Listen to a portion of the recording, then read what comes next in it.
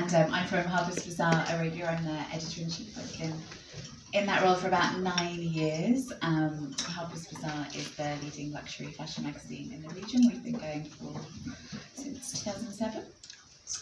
If you're in one of the Emirates, you'll see the World of Fashion House of Bazaar event down in the central atrium, so go and check that out.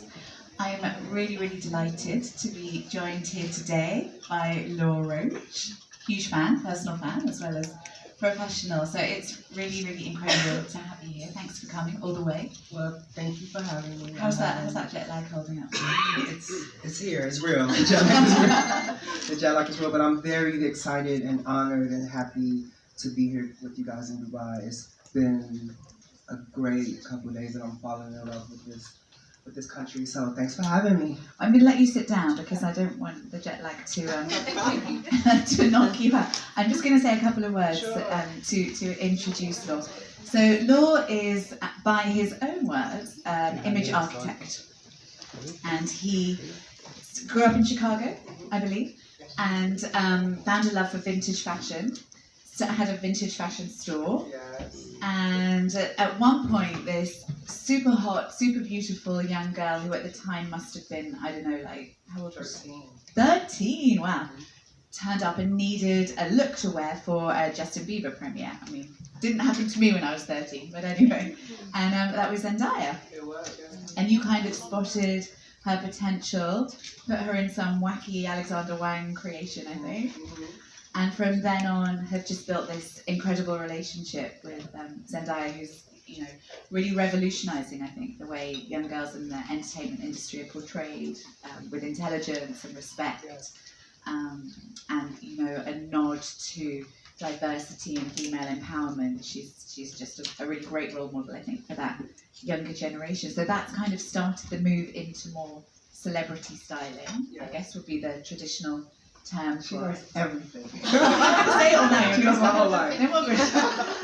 And Ariana Grande is also one of my own other favourites, is also one of yours as well. So you really do have the best girls. Thank you. My own personal favourite moment was probably when you put Celine Dion in the Vetements Titanic sweatshirt. Obviously Celine Dion is famous for My Heart Will Go On, I think is the song. From Titanic. So putting her into that sweatshirt with these Gucci heels, jeans, you know, kind of marked Celine's renaissance from sort of middle-aged traditional diva into like hip, cool fashion icon. So, you know, which gives me hope at my age. So thanks for that as well. Also Anne Hathaway as well is another one. So, you know, these are women who are really intelligent, really empowered, really articulate. They're not just kind of, you know, Barbie doll type figures. So with that, is that pretty much it in the bio? Okay. So now we'll grill.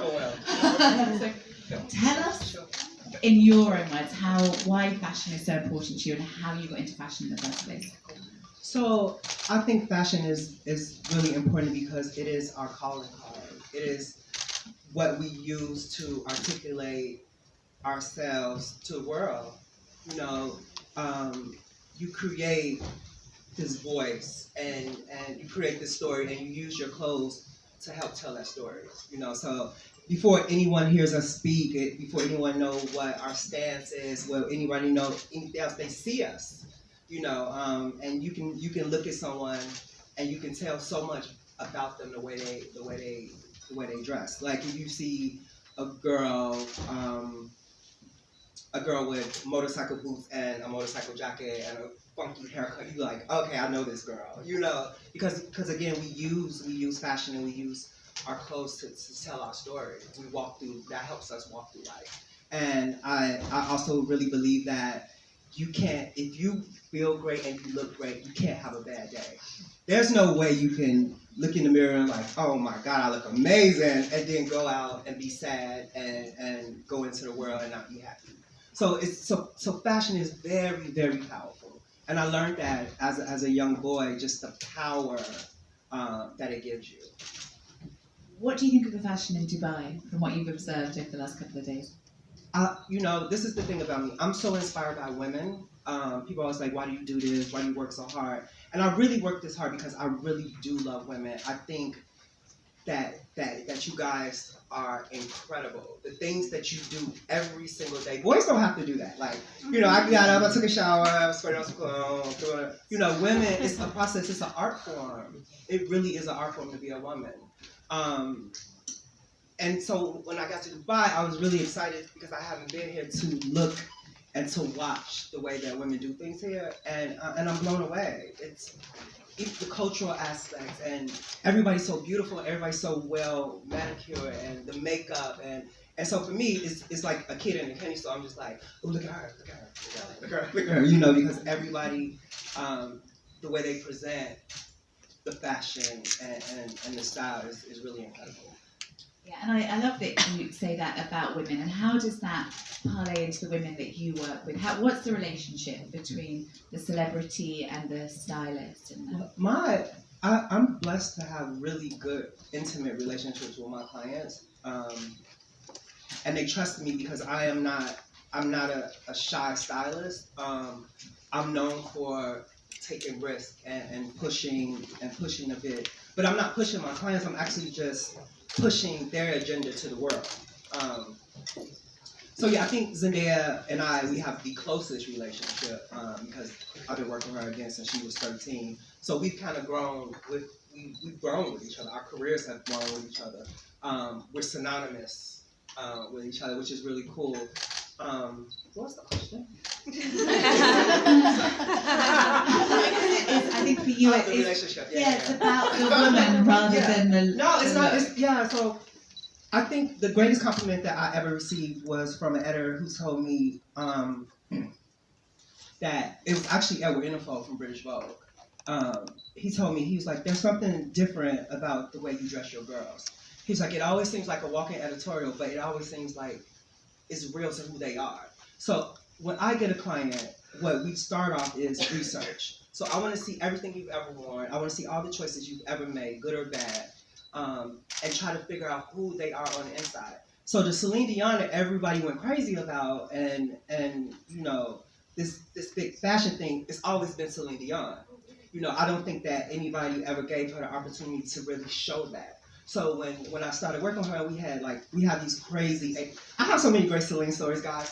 We have the longest, we have 8-9 hour fittings.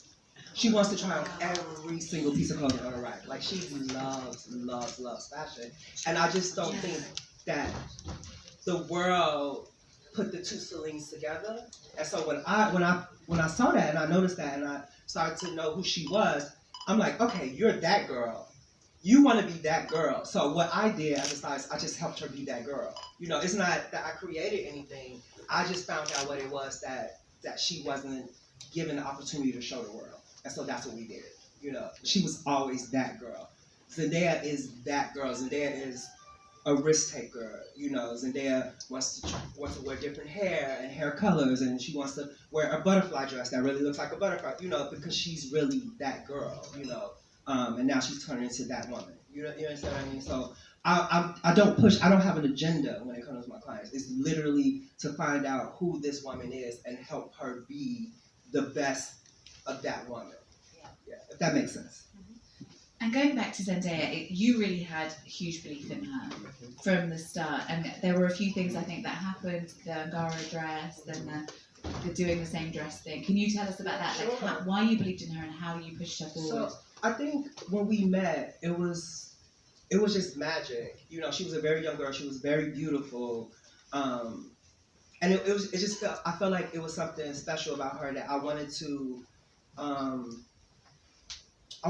build into that, And a great story about Zendaya, one of our very first red carpets, and this is just a testament about confidence, because I think that's what really is, that's what makes great women great, is that they're confident.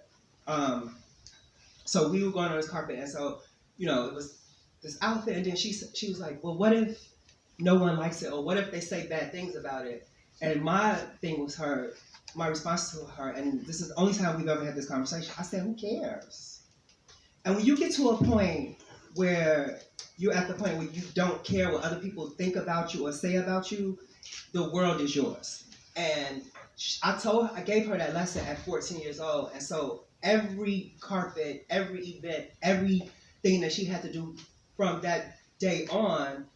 She came into it with the mindset that I'm gonna do, wear, and say what I want, and I don't care. So when you really don't care about, again, what other people say or think about you, there's a certain power that you possess and a confidence that you have. So it makes everything better. You know, the dress is better when you're confident in the dress. You know, and you wear the dress and it doesn't wear you. So yeah, I think that's where it all where it started from. What she and I and how we were able to take that small lesson and turn it into really a career for both of us.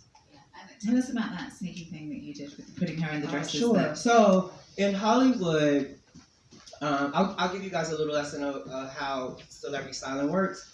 In Hollywood, designers want to dress the girls that get them the most press. So when Zendaya and I first started, no one knew who she was, so she didn't get a lot of press. So me being a sneaky little guy that I am, I figured out, I don't know if you guys do it here, but the weeklies where they do who wore it best if two girls wear the same dress. I feel like Kathleen might. Yeah. So it's a thing where in America is really big. It's really sad actually that they're pinning women together. Like who cares who wore best? They're both beautiful women. But I figured out that really no one could wear better than her because it was this tall, young, beautiful girl. So I would literally only put her in clothes that other people had worn so that she can be in who wore best in the weeklies. And so she would always win. So you have this young girl, she was 14 years old, and it's like they're putting up against like these major Hollywood actresses. And so everybody started to think like, well, who's this girl? Who's this girl? Who's this girl? So it worked for us because now people started to know her name. So then I was able to start borrowing clothes from the designers. Super sneaky, but I love that. that. You have to do what you have to do. Because I guess you were finding your way in this industry, at the same time. Yeah. How did you do that? How did you crack the industry? Because now you're like number 12 on the Hollywood Reporter. Should have been one. Nah. Let's keep it real. But maybe next year. Maybe. Most influential stylist. I'm just the type of person like whatever you put me at. Any industry, anywhere where I'll figure it out and I will be successful because I really believe that I'm supposed to be successful. Again, it's a confidence thing. So I never interned for anyone. I never was anyone's assistant. I just literally came to Hollywood and knew this is what I wanted to do and I wanted to be good at it. So I just figured it out. And doing little things like that. It was just like, I just had a moment like, oh, okay, well, let's try this. And it's a lot of trial and error, and I made a lot of mistakes. But, I'm still here, so it worked out for me. And how about bringing diversity to the industry of ethnicity, of age, of body size? Yeah. How important is that to you, and is it needed, an agenda to be pushed? It's very important to me. I think there's an opportunity gap in Hollywood when it comes to creators of color, and that's I actually started a hashtag more than one, and it's really powerful for me because lots of time when I go and I work in the industry, I'm the only one, and I don't think it's fair, and I don't think that people who have the power to give opportunities to other people should keep hiring people who look just like them. So diversity and inclusion is very important to me. Because I don't want to be the only successful stylist with brown skin, and I think it would be a disservice to the world if I didn't use my platform and my voice to make sure that the opportunity gap, at least in what I do, is lessened. Do you think it's changing? Do you think the industry is moving forward? I think that we think it's moving forward a little more forward than it actually is. I think social media has us a little spoiled to think because people are talking about it that things are changing. I think a lot of people are talking about it, but I don't think it's changing as rapidly as it should. Yeah. And that's because of the people within the industry. Because the people in the industry hire people who look like them. Yeah. I mean, I think in this market, it's like a massively diverse market you could see. So, it's quite nice here, I think, because we have this huge multicultural mix. Yeah, which is beautiful, and another thing that again I've noticed all the different beauties and it feels good here, Yeah. And how do you feel? Obviously, everyone's talking about Me Too and female empowerment and the way women are represented on the carpet. You know, like if I'm a reporter, I'm not going to go up to George Clooney and sort of say, "Who are you wearing?" But I will to his wife. Yeah. And this positioning of women as kind of like things to be looked at but not asked their opinions on the political agenda of the day. Is that something that you bear in mind? Or? I feel different about it because again, I am a stylist. I am in fashion, so I want to know what she's wearing. You know, We so do too. Let's be honest. you know, so I think that we have to be careful because women still do want to be women, if that makes sense. Women still want to be to feel beautiful and to be told that they're beautiful. I think, you know, and that's not any disrespectful way at all, but it's just that I really do believe that women should be admired and adored. And if you're beautiful, I want to be able to say, you look beautiful today, you know, and I think women still want that, and I think they still need that. So I think for me, in my opinion, some of the agenda is almost pushing women in a way that they can't be celebrated as women, you know. So, but I'm also a man, so you know, and that's just my opinion.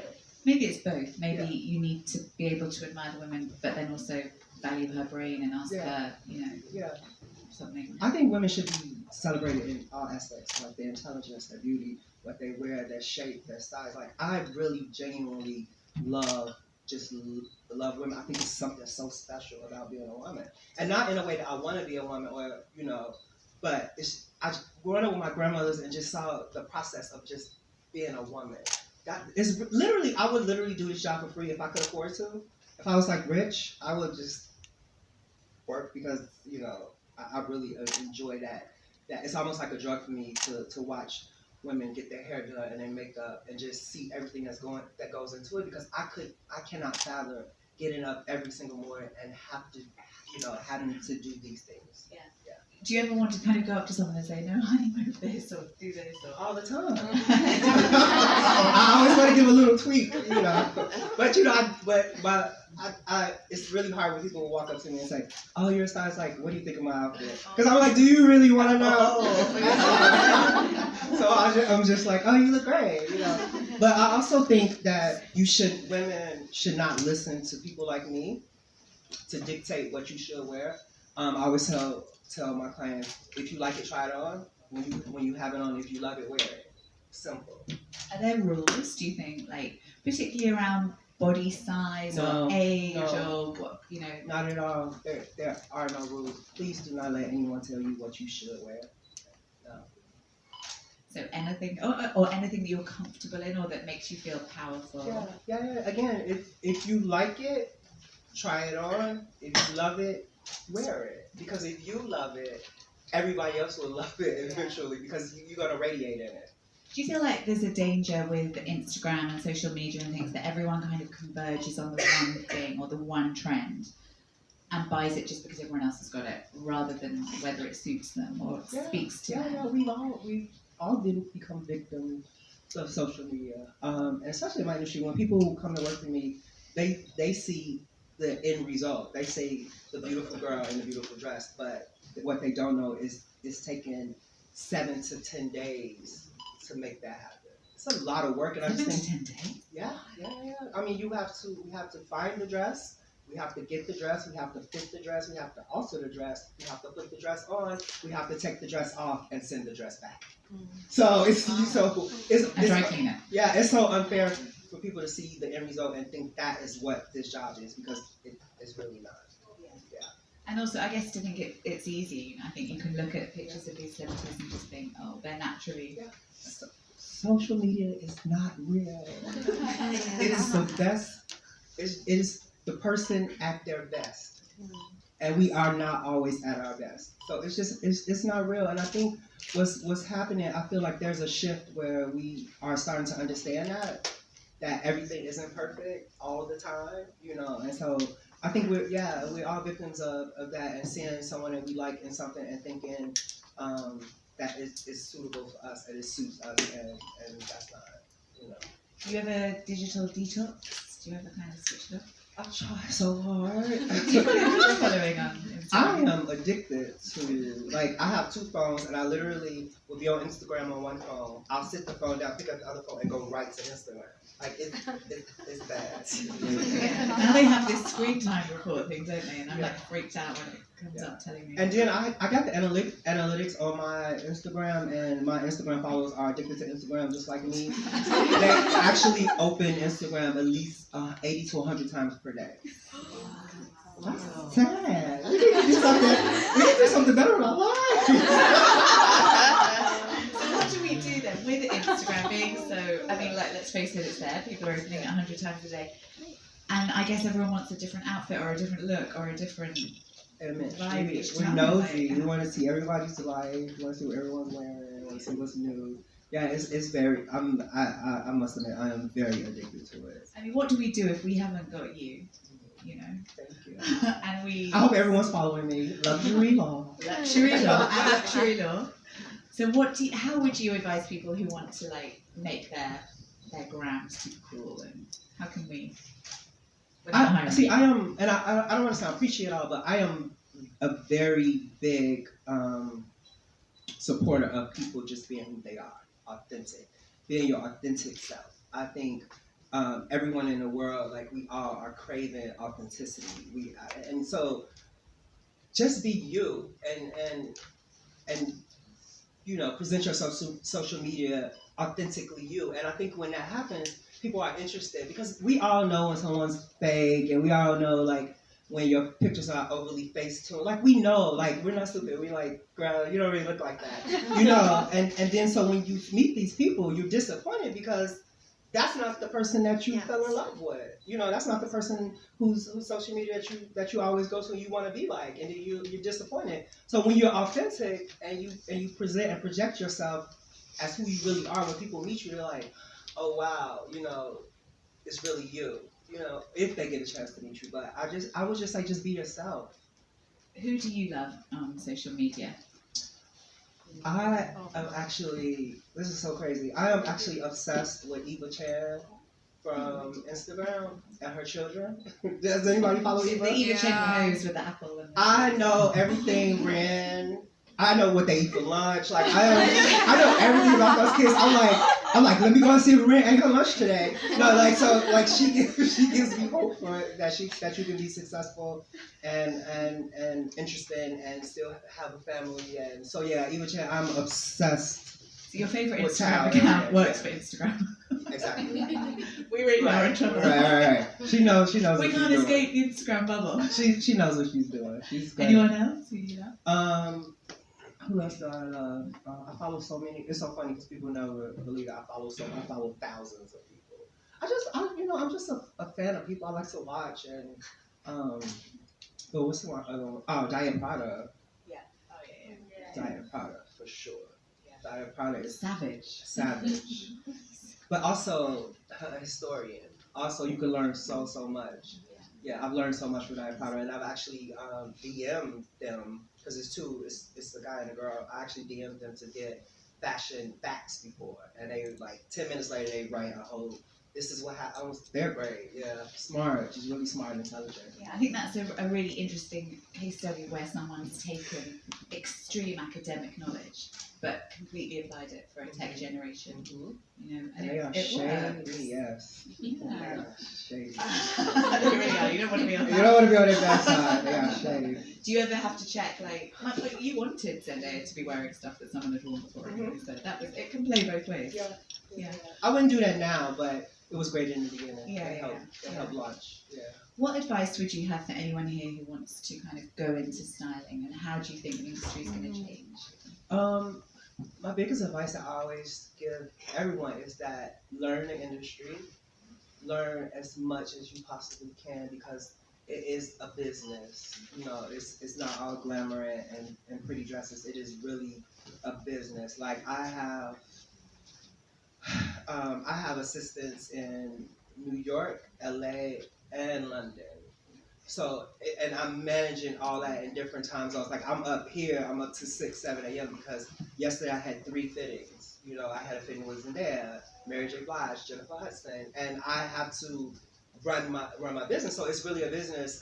And then if you have the opportunity, please find someone whose career you want to follow or whose taste you like or aesthetic that you love, and try to get an internship.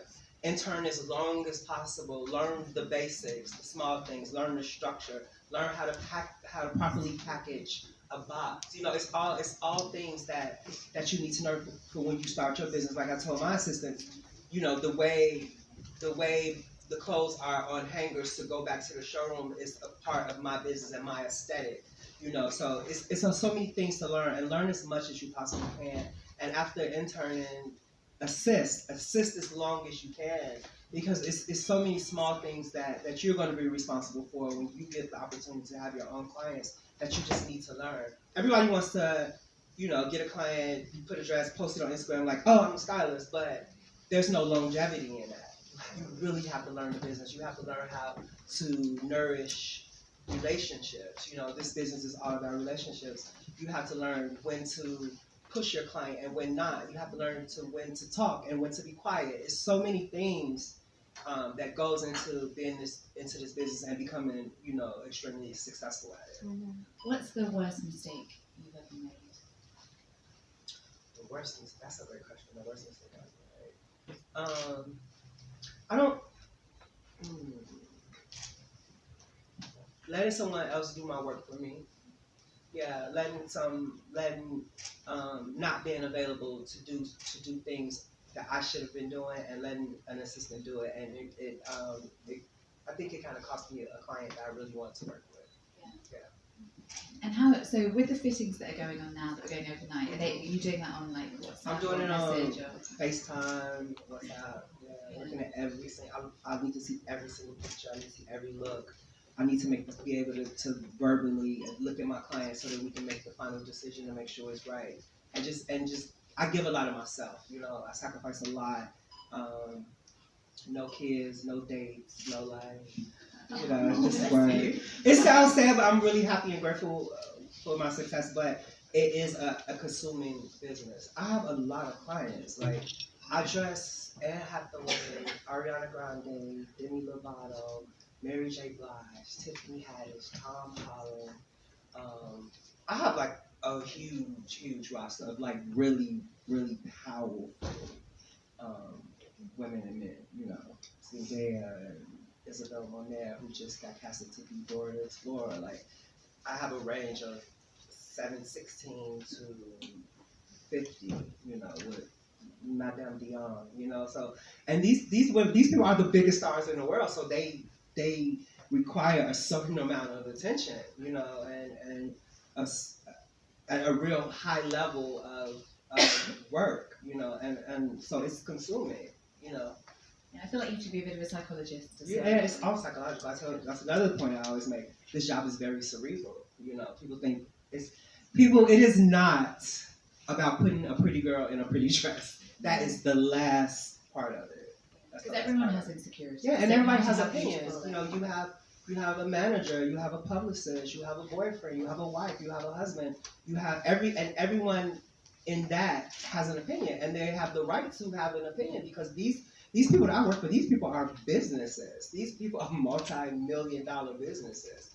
These people have, like, combined with all my clients, I think it's almost 400 or 500 million social media followers. That's a lot. You know, it's a lot of people watching, and you have to be able to play at that level. Yeah.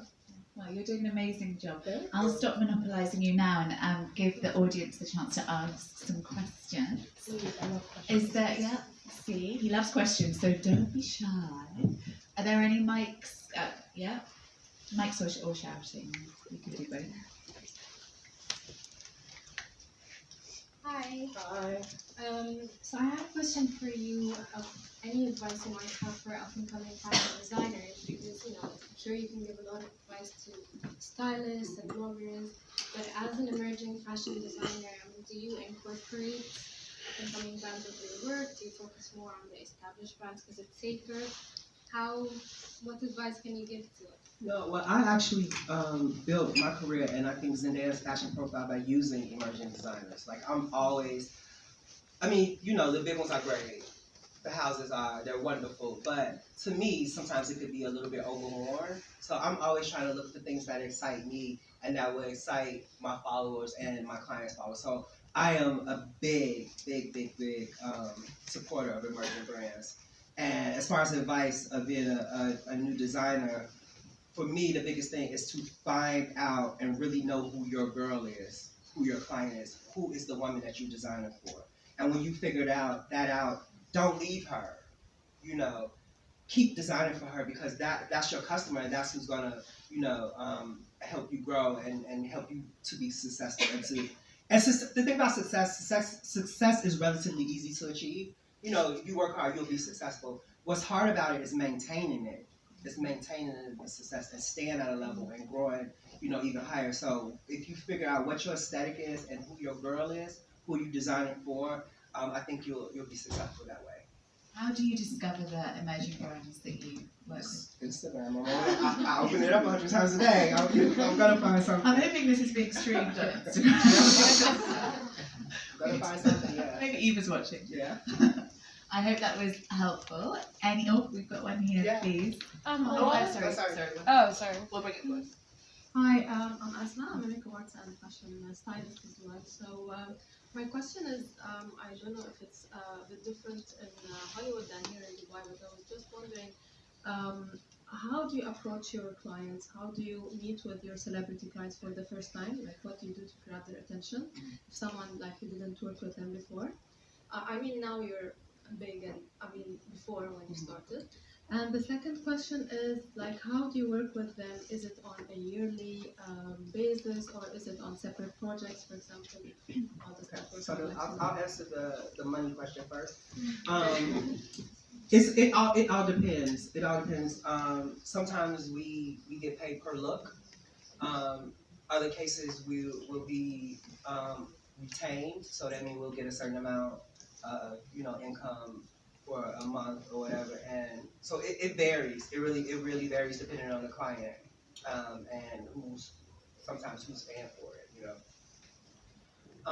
The second question, social media has really benefited my career, but I'm also a stylist that I'm gonna give you a look. Like I'm gonna give you, if possible, and if I'm working with a certain type of woman, like I'm gonna give you a look that people are going to repost, and I have and I hate to say this about myself, but I think I have a talent to do things where they go viral, and not by design at all. It just happens to happen that way. So social media is what helped me grow my career, because I'll get a DM from a A-list actress like, hey, I would love to meet with you and talk to you. So, and then I do have an agent that helps with that as well, getting new clients and kind of fueling that. But social media has had really, I think. Who's the most fabulous person who's ever DM'd you? I can't tell you that.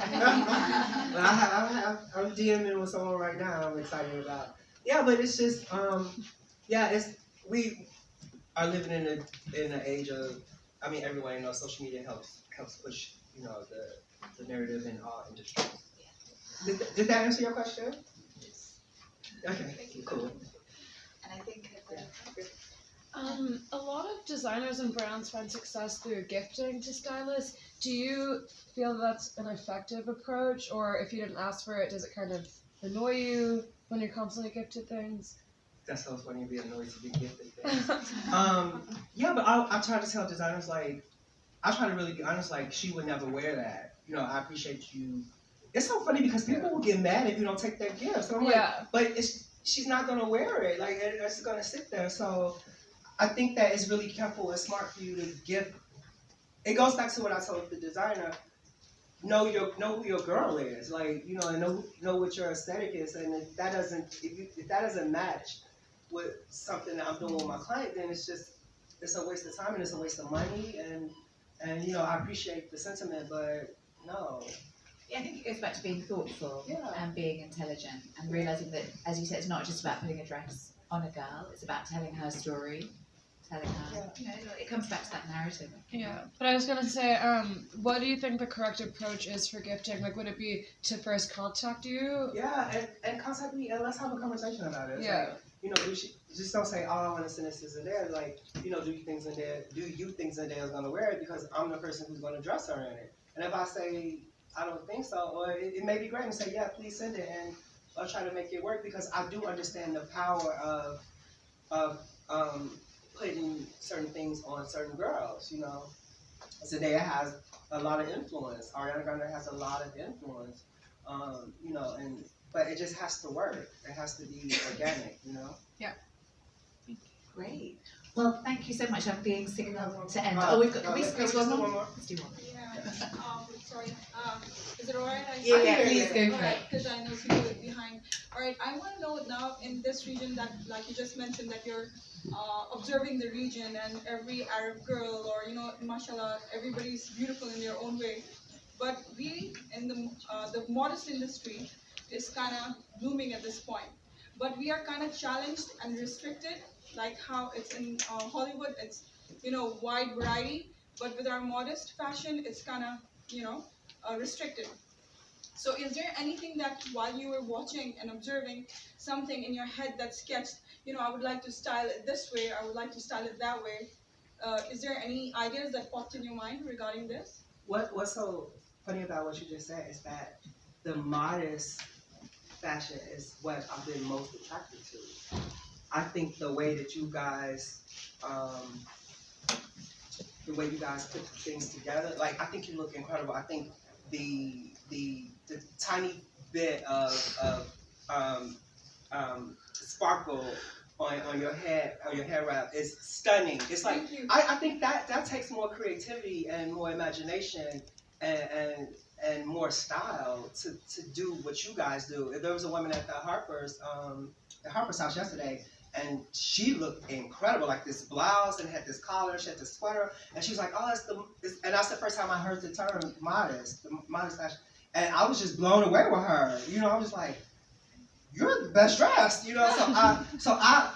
What I'm gonna do is take that and incorporate what you guys are doing into my styling, because now I've learned something new, and I think that you are styled. You know, that's fashion to me. Being able to take what you have and to do things with it and create a voice with it. So yeah, I've been very impressed with the modest fashion here. Thank you.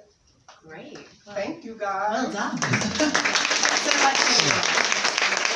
Thank you. It's been a pleasure. Enjoy the rest of Dubai. I will. Get lots of inspiration. Ciao. Thank you guys so much.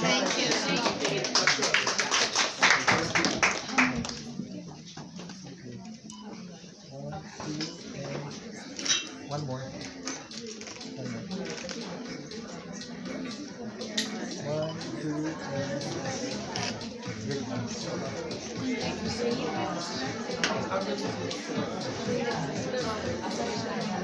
three.